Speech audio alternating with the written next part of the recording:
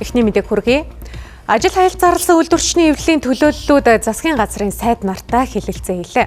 Сангийн яамнаас 2026 онд багш нарын цалинг 30% нэмэх саналыг танилцуулсан бол үйлдвэрчний эвлэлийнхэн саналаа аман байдлаар бус боддоор илэрхийлэхийг шаарджээ. Ажил хаялт зарласан багш нар 2026 онд багтаан үндсэн цалин 3.5 сая болохыг шаардсан. Тэгвэл засгийн газраас эх оны төсөвт оруулж байгаа өөрчлөлтөөр 1-р сарын 1-ээс эхлэн 20%, 7-р сарын 1-ээс 10% буюу нийтдээ 30% нэмэгдүүлэх хувилбарыг танилцууллаа. Зөвхөн багш нарын дундад цалин урамшуултайгаа нийлээд 2.6 саяас 3.4 сая хүрнэ гэж үзжээ. Буюу нийтдээ 30%-аар нэмэх ийм тооцооллыг гаргалаа.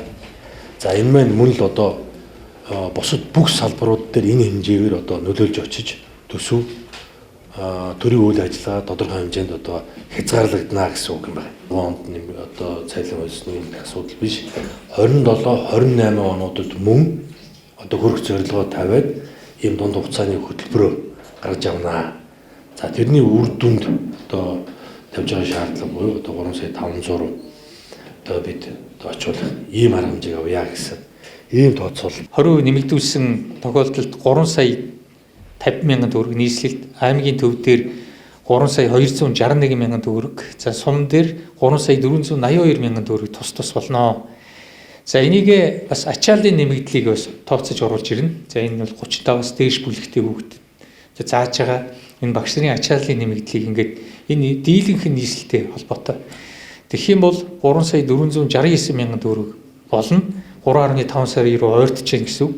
За аймгийн төв дээр 3 сая 484 мянга, сум дээр 3 сая 485 мянга болж тус нэмэгдэнэ. Ингээд нэмэгдлийн хувь хэмжээ нь бол 33.8%, 26.4%, за 18.6% гэсэн ийм тус ийм цэвэр ийм нэмэлтүүд нь ийм байдалтай бол хоёрт бол харилцан тохиролцох ёстой. За та бүхэн маань ч гэсэн одоо багш нартаа за ийм одоо саналуудыг засгийн газрын зүгээс тавьж байна. За одоо нэмээд дахиад 7 сарын 1-ээс нэмэх юм болцоонууд байгаа юм байна гэдэг хүрээнд хэдүүлээ бас хэлцээрийн ширээний ард суугаад нэг тохиролцоон төрөөд дараагийнхаа ажлуудыг бодоод явахгүй бол улсын төсөв өргөн барьснаас хойш 50 гаруй хоног болчихлоо. Салбарын сайдуудын танилцуулж байгаа эдгээр тооцооллуудыг бодиттой бус гэж багш нар үзэж байна. За бодит байдал дээр шинэ багш нар ямар ч нэмэгдэлгүй 1.5 сая төгрөгөөр салинжиж байгаа учраас илүү цаг бодуулахын тулд ачаалттай ажиллаж байгааг хэллээ. Түүнчлэн 2023 оноос хойш жил бүр боловсролын салбарын цалин 30%-аар нэмэгдүүлэх ёстой байсан учраас 2026 он гэхэд 3.5 сая болох шаардлага хамгаалсаар байна.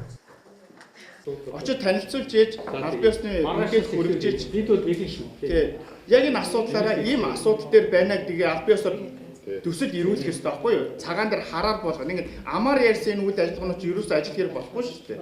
1-5 жил ажилласан багш нар чинь үндсэн цалин сая 484 мянган төгрөг авч байгаа шүү дээ. Энэ цалин дээр багш нар ямар ч нэмэгдэл байхгүй. Энэ цалингаас татвар судалгаа өгөөд ерөнхийдөө багш нар аванс нэрээ 700 мянга одоо сүүл цалин дээр болохоор 400 мянга 1.2 сая төгрөг гар дээр авч байна. Манай цэцэрлэгийн багш нар юу авдаг вэ гэхээр 10 цаг 7 хоног түн 40 цаг ажиллах хэрэгтэй юмыг 50 цаг ажиллаж ээж энэ 50 цаг гэдэг чинь хэдэн хувь илүү ажиллаад байна.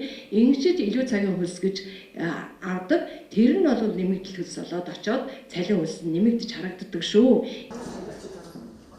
Ажил хаялтад нийтдээ 38 мянган багш нэгдээд байна. Харин ажил хаялтыг зогсоож багш нарын шаардлагыг биелүүлэхэд улсын төсөвт нэмэлтээр 3.3 их найд төгрөг шаардлагах тооцоол гарчээ.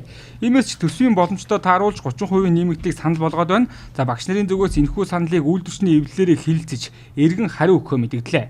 За гэхдээ үүний тулд засгийн газрыг аль биесээр амралтаа баримтжуулж баталгаажуулж ирүүлэхийг шаардсан юм а. Харин 2026 оны төсөв батлагдаагүй учраас засгийн газар урьдчилж ам гарч болохгүй учраас хоёр талын уулзалт албан бус аман байдлаар саналуудаа илэрхийлэх төвшөнд л өргөнлөө. За баярлалаа. Хэлцээрээ тэгвэл одоо ихэнх